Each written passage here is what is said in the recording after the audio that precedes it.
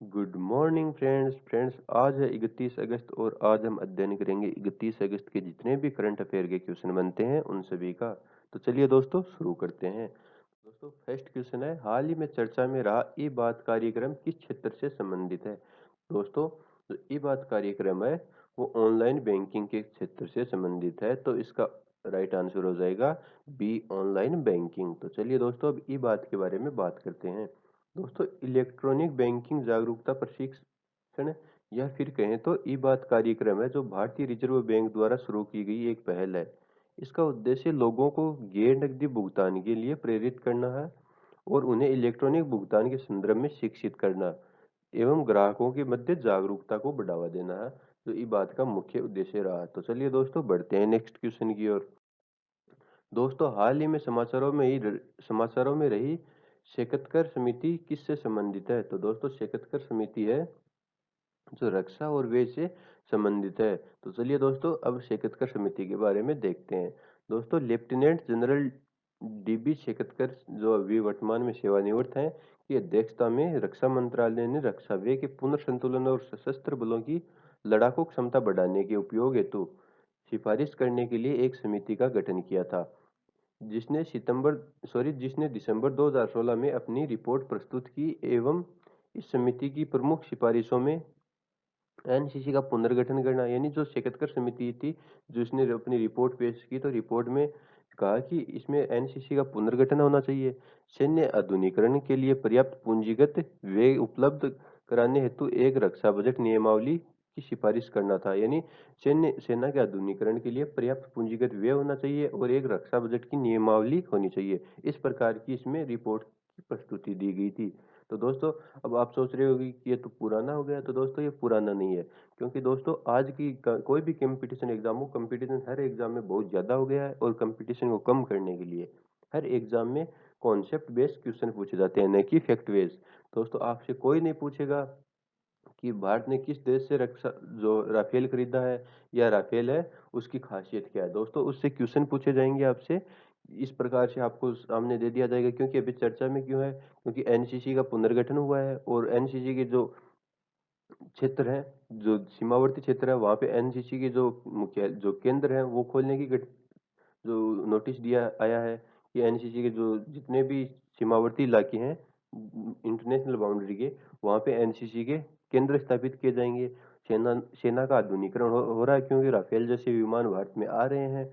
और दोस्तों बजट की एक नियमावली पेश की जा रही है और एनसीसी के लिए है जो जो राजनाथ सिंह ने एक अलग से ऐप लॉन्च किया है। तो इस प्रकार से दोस्तों ये क्वेश्चन है जो इम्पोर्टेंट हो जाते हैं और इसी प्रकार के क्वेश्चन है आपको कॉन्सेप्ट डाल के वो क्वेश्चन पूछे जाते हैं और आपका टाइम कंज्यूम किया जाता है। तो चलिए दोस्तों बढ़ते हैं नेक्स्ट क्वेश्चन की ओर।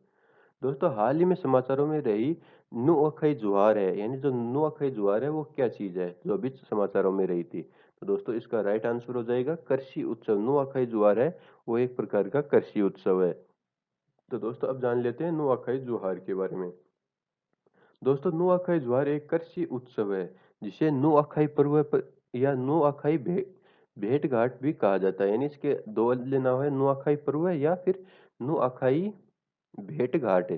दोस्तों नुआखाई दो शब्दों नुआ प्लस खाई से मिलकर बना है, जो नए चावल खाने के महत्व को दर्शाता है, यानी नए चावल खाने के महत्व के बारे में ये बताता है। दोस्तों नुआ का अर्थ है नया और खाई का अर्थ है खाना, यानी नया खाना खाना। दोस्तों यह बदलते मौसम के साथ नई फसल के स्वागत करने के लिए पश्चिमी उड़ीसा, दक्षिणी छत्तीसगढ़ एवं झारखंड के कुछ क्षेत्रों में मनाया जाने वाला एक प्राचीन त्योहार है। दोस्तों यह उत्सव गणेश चतुर्थी के एक दिन बाद मनाया जाता है, यानी गणेश चतुर्थी के बाद एक दिन बाद यह मनाया जाता है। तो चलिए दोस्तों बढ़ते हैं नेक्स्ट क्वेश्चन की ओर। दोस्तों नेक्स्ट क्वेश्चन है, हाल ही में directorate general national cadets course mobile प्रशिक्षण ऐप लॉन्च किया गया है। तो दोस्तों ये किसके द्वारा लॉन्च किया गया है। तो दोस्तों इसका राइट आंसर हो जाएगा राजनाथ सिंह द्वारा directorate general national cadets course जो है मोबाइल प्रशिक्षण ऐप लॉन्च किया गया है। तो दोस्तों इसके बारे में थोड़ी जानकारी लेते हैं। दोस्तों रक्षा मंत्री श्री राजनाथ सिंह ने directorate general national cadet course जो जिसे डीजीएनसीसी के नाम से मोबाइल ऐप के प्रशिक्षण लॉन्च किया है या मोबाइल ऐप लॉन्च किया है। दोस्तों डीजी एनसीसी मोबाइल प्रशिक्षण ऐप का उद्देश्य एनसीसी कैडेट्स को एक प्लेटफॉर्म पर समस्त प्रशिक्षण सामग्री उपलब्ध कराना है। इस ऐप को एक पर्सन विकल्प शामिल करने के द्वारा परस्पर संवादमूलक बनाया गया है, यानी इस पे आप संवाद विचार विमर्श कर सकते हो। इस विकल्प का उपयोग द्वारा कोई भी कैडेट्स प्रशिक्षण सिलेबस के बारे में प्रश्न पूछ सकता है और उसका उत्तर योग्य इंस्ट्रक्टरों के एक पैनल द्वारा दिया जाएगा। तो चलिए दोस्तों बढ़ते हैं नेक्स्ट क्वेश्चन की ओर। दोस्तों हाल ही में विश्व के सबसे बड़े और तेज हाइब्रिड क्वांटम कंप्यूटर के निर्माण हेतु आईआईटी एल्यूमिनाई परिषद ने किस देश के साथ समझौता किया है? तो दोस्तों किस देश के साथ समझौता किया है? तो इसका राइट आंसर हो जाएगा रूस के साथ ये समझौता हुआ है। तो दोस्तों अब जानते हैं इस समझौते के बारे में। दोस्तों भारत के प्रौद्योगिकी संस्थान के पूर्व छात्र ने आत्मनिर्भर भारत के उद्देश्य से रूसी राज्य के स्वामित्व वाली कंपनियों रोसोफ्ट और लोमोनोसोव जो रूसी रोसोफ्ट और लोमोनोसोव जो कंपनी है, तो लोमोनोसोव मॉस्को स्टेट यूनिवर्सिटी के साथ भारत में दुनिया का सबसे बड़ा और सबसे तेज हाइब्रिड क्वांटम कंप्यूटर बनाने के लिए एक समझौते पर हस्ताक्षर किए हैं। यह समझौता रूस के आईआईटी पूर्व छात्रों के लिए महत्वपूर्ण प्रायोगिकियों को प्राप्त करने और स्थानांतरित करने का लक्ष्य है। यानी दोस्तों इस समझौते का उद्देश्य है जो जितनी भी प्रौद्योगिकी इकाइयां हैं उनको स्थानांतरित करने और इसके अलावा दोस्तों जो विश्व का सबसे तेज हाइब्रिड क्वांटम कंप्यूटर बनाने का जो है इसका लक्ष्य है। तो चलिए दोस्तों बढ़ते हैं नेक्स्ट क्वेश्चन की ओर।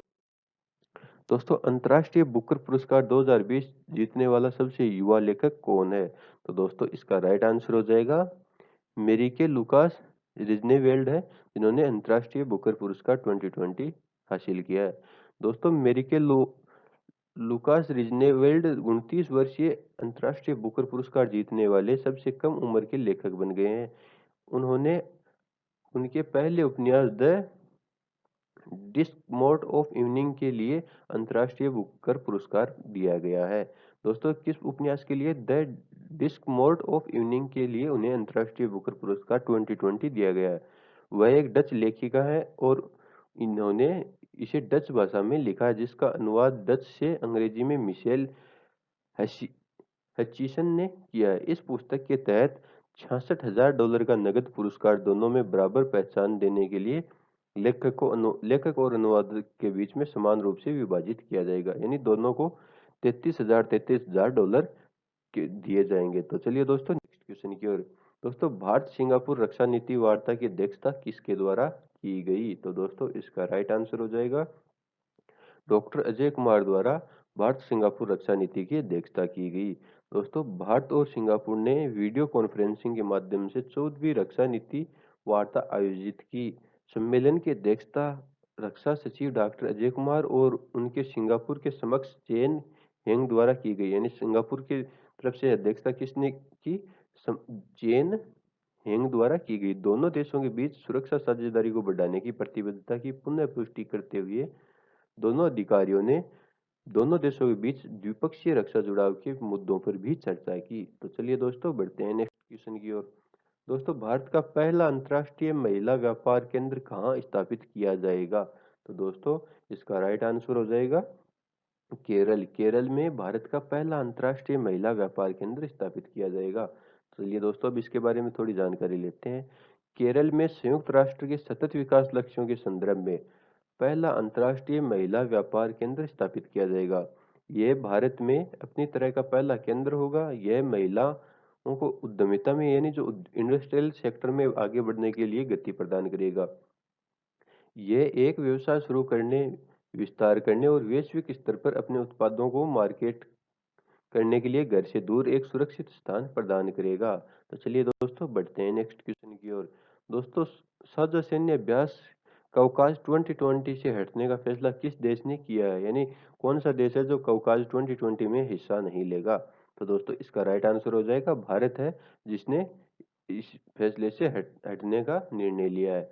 दोस्तों भारत ने रूस में अगले महीने होने जा रहे साझा सैन्य अभ्यास क्वास 2020 से खुद को अलग कर लिया है। 15 से 26 सितंबर तक चलने वाले इस सैन्य अभ्यास में चीन और पाकिस्तान भी शामिल होना है, यानी चीन और पाकिस्तान भी इस सैन्य अभ्यास में शामिल होंगे। पिछले हफ्ते भारत ने इस सैन्य अभ्यास में शामिल होने की जानकारी रूस को दी थी, लेकिन अब इससे हटने का फैसला किया है। इसमें सेना के 150 वायुसेना के 45 और नौसेना के कुछ अधिकारी हिस्सा लेने वाले थे।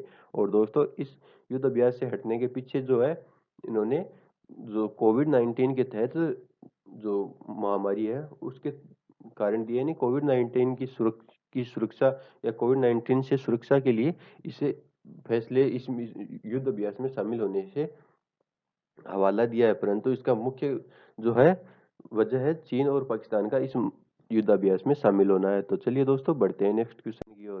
दोस्तों, देश का पहला कोरोना सुरक्षित स्कूल किस राज्य में शुरू किया गया है?